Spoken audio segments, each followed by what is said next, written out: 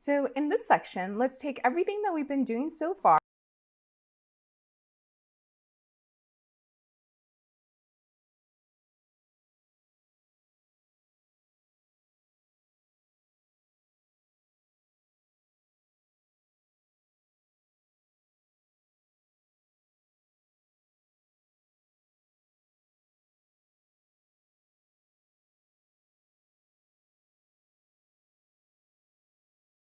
other than kind of some of the standard headers. I've loaded in our D3 file, and I've loaded in a copy of Lodash. Now what I'm going to do is I'm going to create my SVG element like we used to do in our observable notebooks. I'm going to open up a script tag, and this is where all of our JavaScript is going to go. And I'm going to copy over the code that we had in our simple bar chart where we did the animation and updating. And then we're going to edit that to make it work in our index.html. And hopefully you'll see that the translation is actually quite straightforward. So oftentimes you can use you can take whatever you prototyped in observable and kind of drop it straight into your code in your index.html or whatever your set.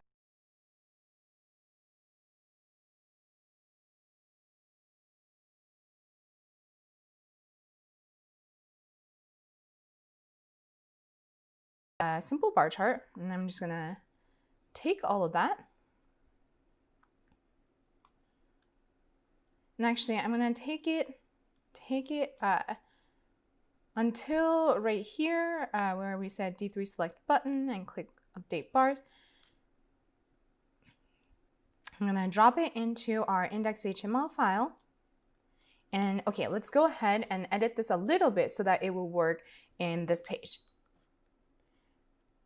So the first things that we want to do is this part where we say HTML backtick, that is observable specific syntax, so that's not going to work in our HTML file. So let's take that out, and actually let's take all of this out. And here we have two options of doing things. So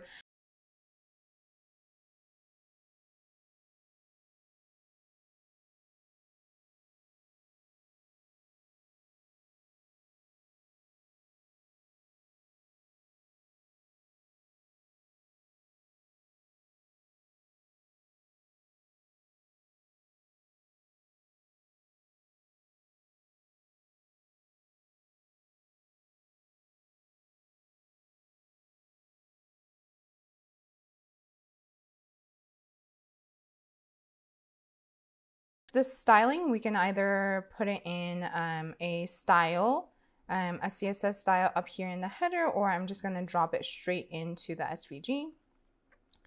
Then I'm going to put in a tag for the code, and then I'm going to put in a button for the clicking to get the new data. And I believe I wrapped this in maybe, I think probably a div tag. So yeah, okay. Now let's take this away. So now we already see the SVG element probably rendering here and the new data here. And now we have our we still have our rectangle width and our SVG height defined. And then here we have our function update bars. We're going to keep that.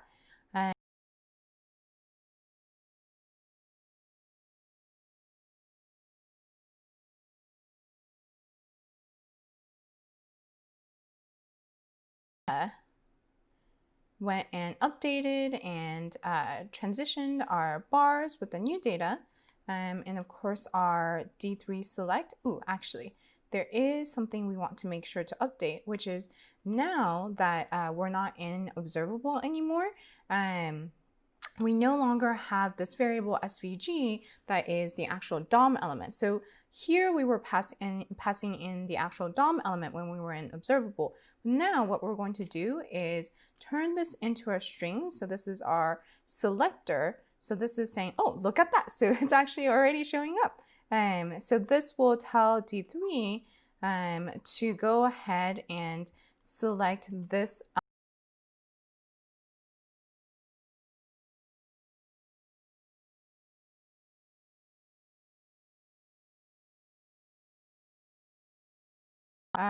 into the selector. Perfect. And now the last thing we want to do is select the button, and we got everything translated. So yeah, that was hopefully a lot simpler than you imagined. The alternate way that we can do it potentially is and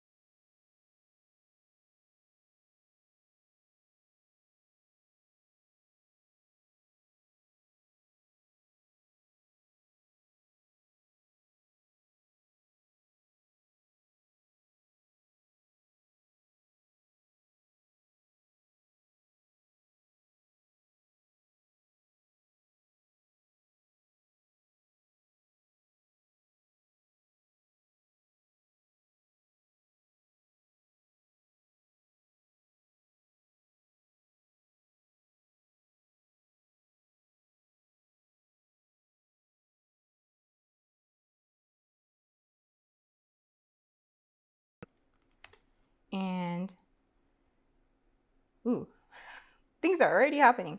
And I believe we had an attribute of height, and in this case I can pass in my variable SVG height, and I believe I had a style of was it overflow visible, and again,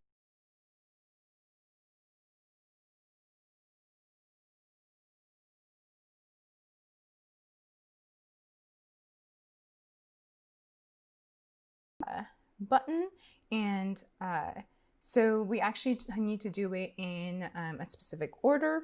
So let's go ahead and create div for the button comes first and then the code tag.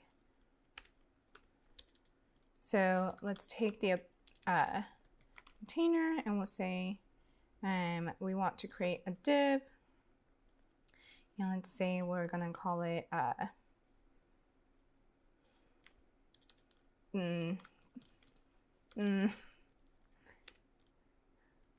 let's call it oh no, okay, naming is the thing I struggle the most with. I'm just gonna call it button code. And so now we have that container appended. So then I can do button code that append a button, and that button should say .text new data, and button code append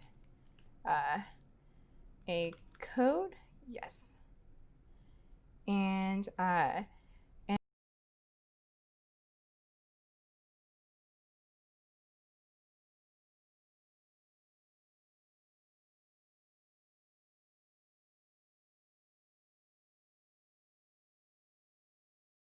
alternatively, I could name each of these.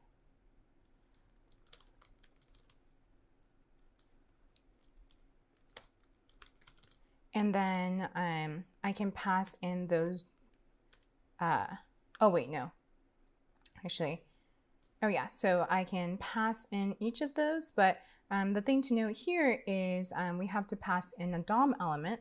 So SVG right now is a D3 selection. To get the DOM element out of that, we do .node.